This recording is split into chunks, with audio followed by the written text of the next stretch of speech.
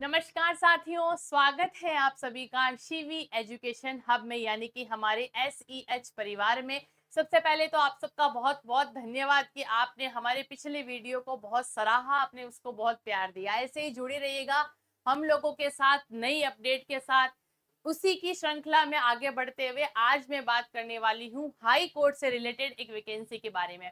आप सबको अच्छी तरीके से पता होगा कि हाई कोर्ट के अंदर आई हुई वैकेंसीज के बारे में लगातार हमारे वीडियोस बन रहे हैं, चाहे वो हाई कोर्ट की वैकेंसी राजस्थान सरकार के थ्रू निकली थी या फिर हाई कोर्ट की वैकेंसी पहले जो आई थी उसके बारे में भी हमने वीडियो बनाया था। ये हाई कोर्ट की वैकेंसी भी किसी पर्टिकुलर स्टेट के अंदर निकली है, उसकी डिटेल में आज हम चर्चा करेंगे। बिना किसी भ्रम के मैं आपको बताने वाली हूँ, हर एक चीज हम क्लियर करके चलेंगे। सबसे पहले वीडियो का डिटेल में हम समझते हैं पिछले 15 मिनट। आगे आने वाले बाद में आपको पता लगेगा कि वैकेंसी कहाँ की है, कहाँ आपको फॉर्म सबमिट करना है, कितनी पोस्ट है, बाकी सारी जानकारियां आप लोगों के सामने। चलिएगा, सबसे पहले है पोस्ट का नाम। अगर मैं बात करूं तो 3 पोस्ट जैसे कि ग्रुप डी, लाइब्रेरी असिस्टेंट और जुडियल असिस्टेंट, इन 3 पोस्ट के लिए हाई कोर्ट के अंदर ये वैकेंसी निकली है। अब आपको ये भी पता होगा इन तीनों पोस्ट के लिए वरीयता या योग्यता क्या चाहिए होती है। तो ग्रुप डी वाले जो है वो मिनिमम क्वालिफिकेशन उनकी 8th क्लास पास होनी चाहिए। लाइब्रेरी असिस्टेंट के लिए आपको ग्रेजुएशन पास होनी चाहिए, वहीं जुडियल असिस्टेंट के लिए भी आपको ग्रेजुएट पास होना आवश्यक है। तो ये 3 पोस्ट है जो कि हाई कोर्ट के अंदर आपकी निकली है। Number of post various post है, वो इसलिए कि वैकेंसी के कंप्लीट होने के बाद में जब फॉर्म सबमिट हो जाएंगे, आप फॉर्म भर देंगे, उसके बाद में इसकी पोस्ट का अपन को पता लगता है। ये चीजें हाई कोर्ट के अंदर हमेशा होती है। पोस्ट डिस्क्लोज वो हमेशा आपके फॉर्म फिलअप होने के बाद में ही डिस्क्लोज करते हैं, इसलिए वेरियस पोस्ट मैंने लिखा है। चलिए बात करते हैं कि स्टार्टिंग डेट क्या है। तो फॉर्म 21 जुलाई से ही भरना शुरू हो चुके हैं। ये वीडियो बनाने में हल्की सी देरी है, लेकिन अभी भी देर इसलिए नहीं है क्योंकि लास्ट डेट की अगर मैं बात करूं तो 4 अगस्त रहने वाली है। आप लोगों के पास अभी से माने तो 4 दिन अभी आपके पास शेष है। जो भी व्यक्ति हाई कोर्ट से रिलेटेड वैकेंसी में इंटरेस्टेड रखता है वो 4 अगस्त तक अपने फॉर्म को भर सकता है। और फॉर्म भरने का जो मोड है वो है ऑनलाइन मोड, यानी कि आपके ऑफलाइन इसके एग्जाम नहीं होगा, आपका ऑनलाइन मोड में आपको फॉर्म भरना है। अगर सबसे मेन बात कर ली जाए हाई कोर्ट के अंदर इन निकली इन पोस्ट पर क्या क्या सैलरी रहने वाली है, तो सैलरी की अगर मैं बात करूं तो ग्रुप डी वाले विद्यार्थियों को 25,000 से लेकर 56,800 तक का पे स्केल मिलने वाला है। लाइब्रेरी असिस्टेंट की बात करूं तो भी 25,500 से 56,800, यानी लगभग इन दोनों की सैलरी है वो बराबर रहने वाली है। जुडिशियल असिस्टेंट की बात करें तो 17,400 से 38,000 के बीच में इसकी सैलरी रहने वाली है। इन दोनों पोस्ट की तुलना में कम है, लेकिन ये पे स्केल अपने हिसाब से बने रहते हैं। तो ये सैलरी है जो ऑफिशियल नोटिफिकेशन के अंदर मेंशन की हुई है, मैंने वही आपको यहाँ बताया है। ठीक है, एज लिमिट की बात करें, वही एज लिमिट है कि 18 से लेकर 35 साल तक जनरल वाले इसका फॉर्म भर सकते हैं। आपको पता होगा ओबीसी और SC ST के अंदर जो ये जो होता है एज का वो रिले सेक्शन मिलता है। ओबीसी को लगभग आपको पता होगा 3 साल का की छूट मिलती है, वही ओबीसी SC और ST वालों को लगभग 5 साल की इसके अंदर छूट मिलती है। तो SC ST की तो एज होनी चाहिए 18 से 40। ओबीसी वाले 18 से लेकर 38 तक फॉर्म भर सकते हैं। जनरल वालों की बात करें तो 18 से 35 साल इसकी एज रहने वाली है। किसी भी एग्जाम को देने के लिए सबसे पहले हमको ये देखना होता है कि उसका सिलेबस क्या है और सिलेक्शन प्रोसेस किस हिसाब से है, क्या हम उसके अंदर फिट बैठते हैं या नहीं, उसका सिलेबस में कितने % हम लोगों के अंदर आप मान सकते हो कि पॉजिटिव है। तो सिलेक्शन प्रोसेस की अगर मैं बात करूं तो इसके अंदर रिटन का एग्जाम होता है, वही जो हाई कोर्ट के अंदर चलता आ रहा है कि आपका रिटन एग्जाम लगेगा, फिर आपका इंटरव्यू होगा जो कि बहुत नॉर्मल होता है, बहुत ज्यादा हार्ड नहीं होता है। इंटरव्यू के बाद में आप लोगों के सामने डॉक्यूमेंट वेरिफिकेशन का प्रोसेस चलेगा, उसके बाद में फाइनल मेरिट लिस्ट निकलती है, उसके आधार पर आपका सिलेक्शन होता है। देखिए 3 पोस्ट मैंने आपको बताई, तो सबसे पहले मैं जुडियल असिस्टेंट की पोस्ट पर होने वाले एग्जाम की बात करूंगी। आपको मैं क्लियर बता दूं, जुडियल असिस्टेंट का पेपर होगा लगभग 2 घंटे का, 120 नंबर का।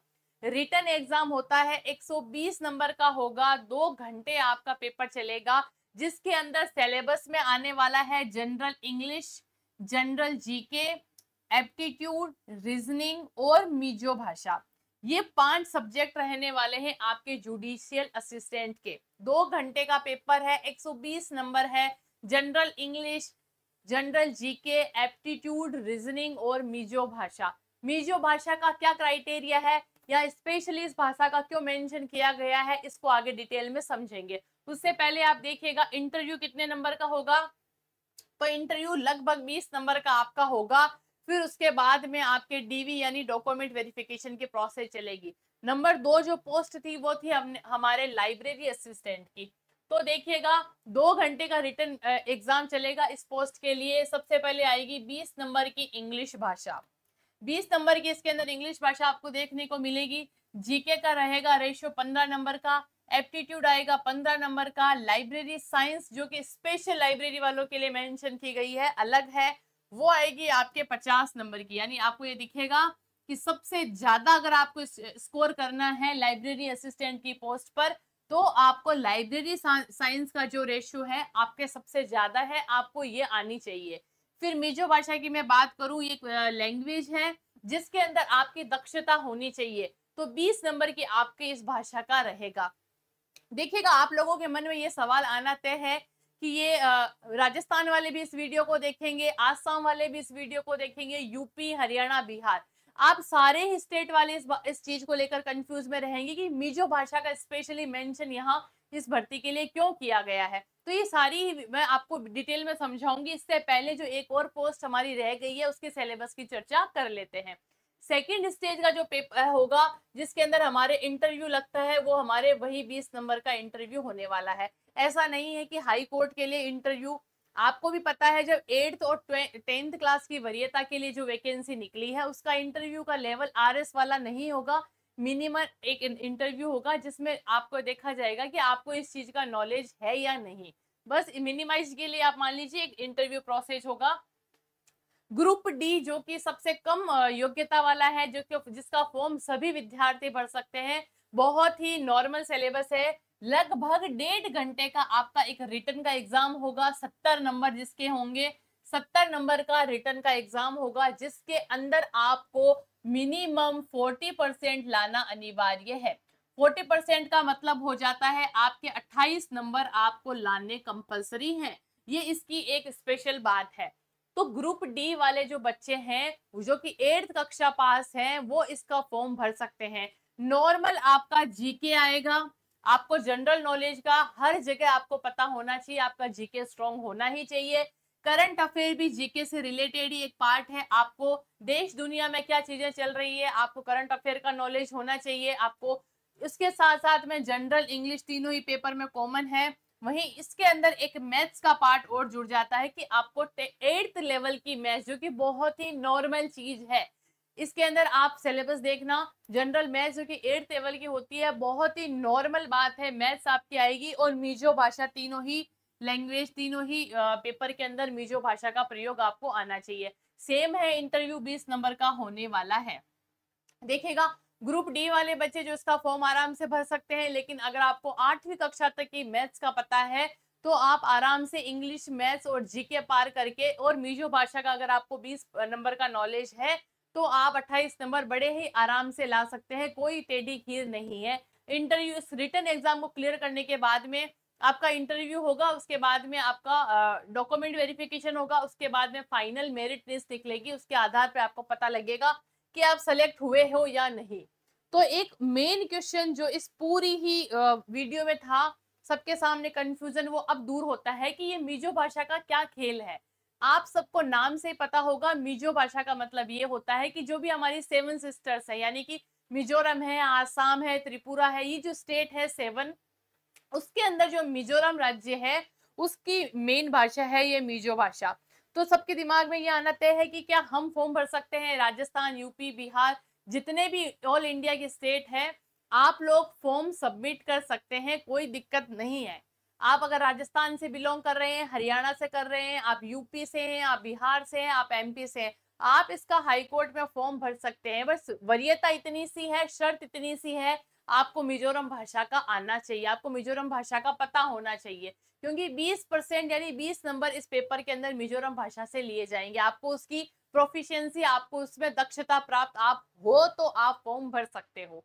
चलिए कि अगले मेन बात ये है कि फीस की बात करूं तो जनरल और अदर्स के लिए 500 रुपए फीस रहने वाली है, मतलब ओबीसी है चाहे कोई भी, उसके लिए 500 है। एससी एसटी वालों के लिए फीस रहेगी 250, और जो भी विकलांग है उनके लिए कोई फीस नहीं लगने वाली है।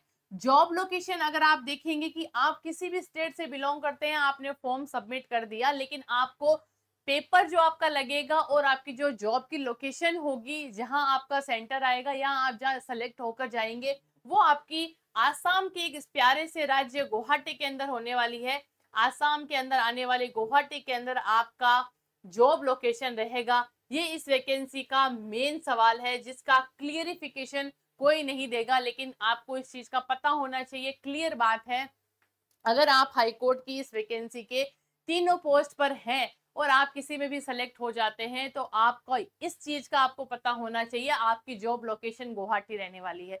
पोस्ट का डिस्क्लोज इसलिए नहीं हो पाया है, वेरियस पोस्ट इसलिए लिखी है आफ्टर फॉर्म सबमिट होने के बाद में, जैसे फॉर्म फिलअप हो जाते हैं उसके बाद में आपके पोस्ट का डिस्क्लोज होगा, तो उसके बाद में हम इस पर चर्चा कर लेंगे। ये सारी बात थी आज की इस वीडियो की, जो कि हाई कोर्ट से रिलेटेड था। हमने देखा किन किन पोस्ट पर किस सैलरी के साथ आपका पेपर लगेगा हाई कोर्ट के अंदर। चलिएगा, आज की वीडियो में इतना ही। बने रहिएगा हमसे, जुड़े रहिएगा हमसे, इसी प्रकार मोटिवेशन के साथ हमेशा मिलते रहेंगे एक नई अपडेट के साथ। इसी प्रकार आप लोगों से साथ की उम्मीद रहेगी। जय हिंद, जय भारत दोस्तों।